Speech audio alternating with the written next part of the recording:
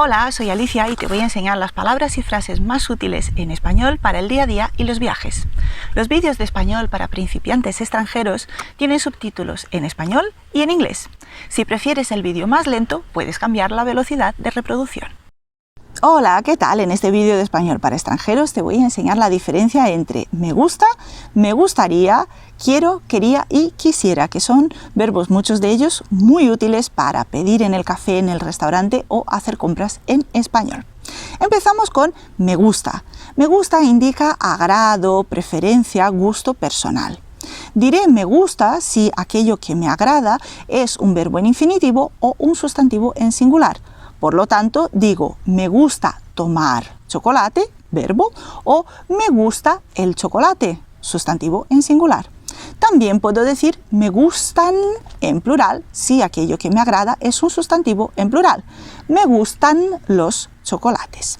Pero con me gusta únicamente estoy indicando una preferencia, un gusto personal.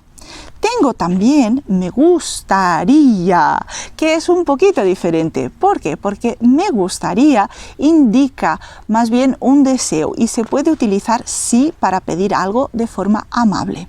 Entonces, me gustaría tomar un chocolate o me gustaría un chocolate.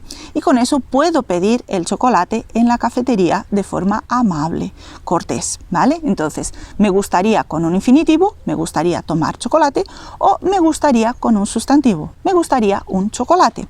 También es posible en plural, me gustarían unos chocolates. Yo también puedo decir quiero. Sin embargo, quiero no es muy amable para hacer un pedido si lo que estoy es en un café o en un restaurante o en una tienda. Con yo quiero indico un deseo que yo tengo. ¿Puedo pedir esa cosa que yo deseo? Sí, es posible, pero no es muy amable. Entonces, decir yo quiero un chocolate es básicamente que tengo esas ganas de tomar un chocolate y punto. Pero si yo pido al camarero de la cafetería quiero un chocolate, no es muy amable. Es aceptable y en España es relativamente frecuente, pero no es lo más aconsejable. Yo quiero es sencillamente un deseo y no es muy cortés. Por el contrario, podrás decir quería. Quería sí que se utiliza para indicar un deseo y hacer un pedido. Entonces yo sí puedo decir quería un chocolate.